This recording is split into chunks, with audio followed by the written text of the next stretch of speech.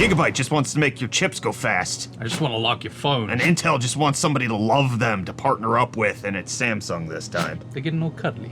Let's get into the hot news, everybody. I'm your Brett host. We're going to be going over the hottest tech news I can find on the internet while you enjoy your breakfast this Wednesday, October 23rd, 2024. We're going to start off today talking about the X3D Turbo mode that Gigabyte's rolling out to their motherboards. It's supposed to make the 9000 X3D chips 35% faster and the non-X3D chips 20% faster. Which is good all around. Allegedly. Allegedly. So they don't disclose exactly what X3D Turbo mode does, but based on some of the details that I've been reading, it could potentially be disabling some of the cores to make it like, so it's not trying to do inter-core latency, make it faster that way, but also the claims of 20 to 35% are obviously obscene. That's a lot.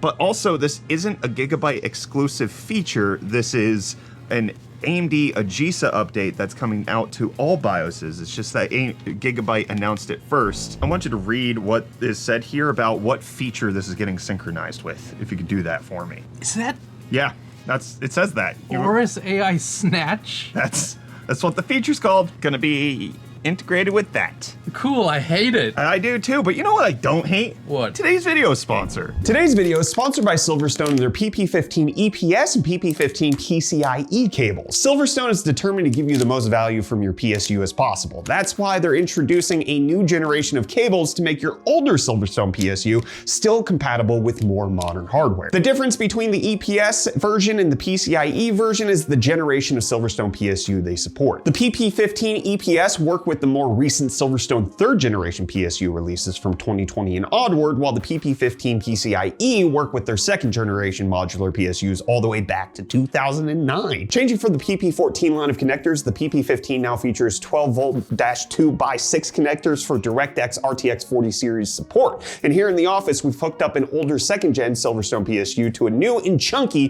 4090. So again, this shows Silverstone's commitment to users by providing the latest connector tech so that users like you are ready for the next generation of GPUs without needing to buy a new power supply. So you can check out Silverstone's new PP15 EPS and PP15 PCIe cables via the link in the description below. Huge thanks to Silverstone for sponsoring. Well, you could use some of those Silverstone new PP15 power cables in order to boot up your new Zotac GPU because they have a new collaboration coming out with Sony for Venom. I actually really like this. So, as always, whenever I see these collaborative GPUs, I like to highlight them here on Hot News because I want to celebrate the companies that go out of their way to make not boring normal GPUs. Zotac had the Spider-Verse GPUs for the longest time. I actually got my kids some Spider-Verse GPUs. They're very nice looking. Now I these like Venom that they ones, exist. Yes, there you go. It's a cross-promotional thing. It's not the best looking thing in the world, but I'm glad that they're trying. Yeah.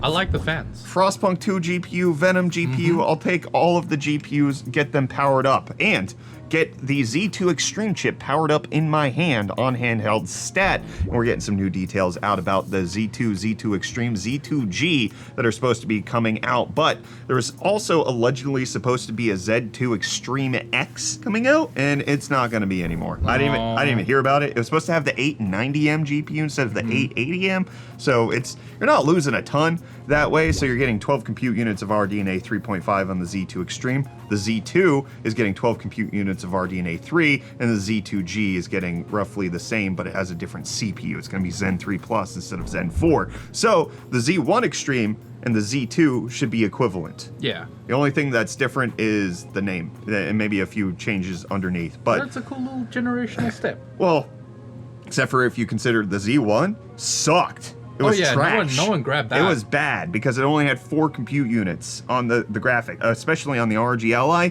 Not good. At $300, no thank you. But a Z2 that competes with the Z1 Extreme, exactly, yeah. $300, that makes a lot more sense. But Qualcomm doesn't think it makes sense to give out dev kits for Windows on ARM for the PCs that they're supposedly going to be the wave of the future. They canceled them. I'm a little late on this news. This happened last week, but I didn't have room to fit it yesterday. But Qualcomm refunding everybody who bought these. That's an interesting move. Let's see how it plays out for them. Yeah, it already kind of sucks. I have not enjoyed any of the Windows on ARM experience with the new Qualcomm chips, and their Linux support doesn't seem to be very good, and now it looks like they're not really putting Windows support.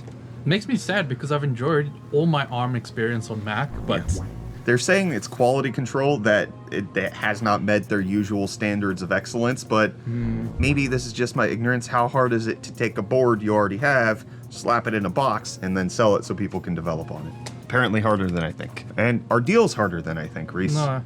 Are they soft and pliable? They're kind of like, if you warm them up with your hands, you can kind of do what you want. Like goop. Yeah.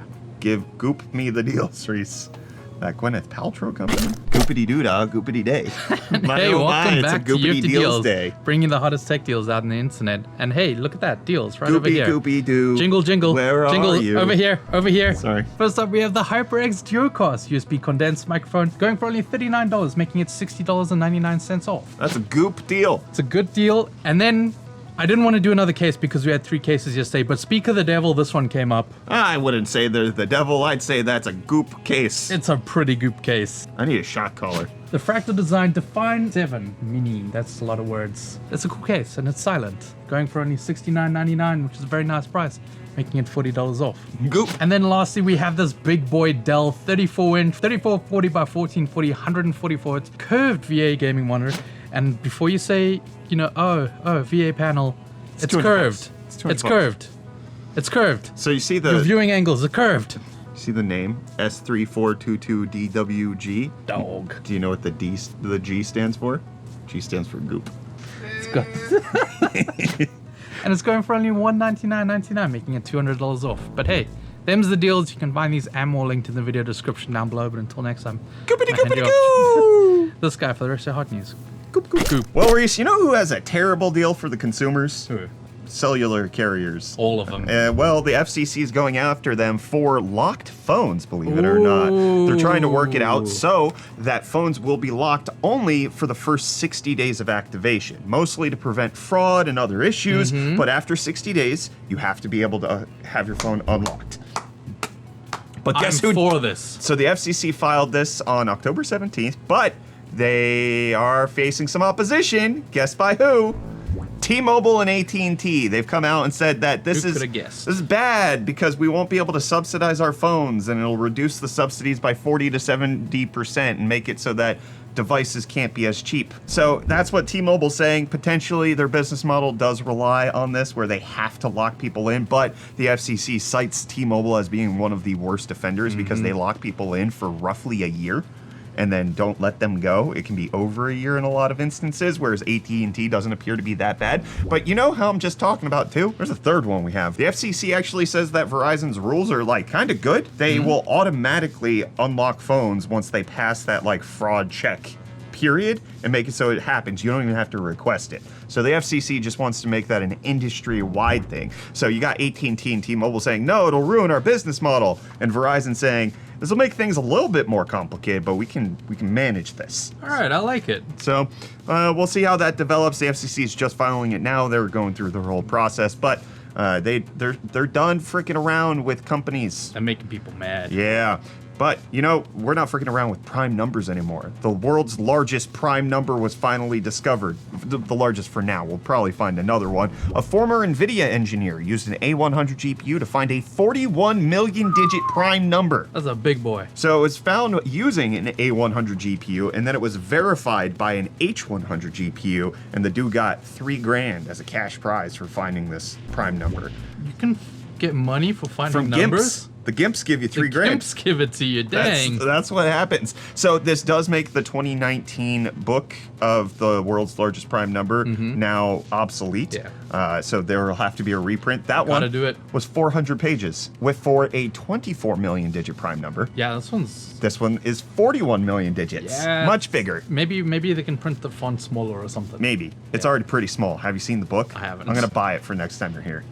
When the new edition comes out. Yeah, of I ain't course. buying no. No, you... Yeah. Screw that one. Guess how big of a file size it would take to hold this prime number? I'm scared. 41 million digits.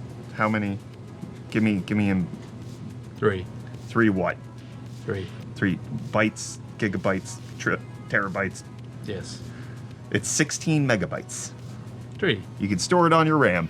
And you can store nothing at Netflix's AAA gaming studio. They closed it down. Shocker to nobody. Wow. They hired Look at that. executive leads and it went nowhere. Netflix getting its gaming was always so weird to me. It was very weird. Additionally, I don't know, it kind of felt like a Stadia thing, whereas like Yeah. you have a It was game even studio? worse than Stadia, to be fair.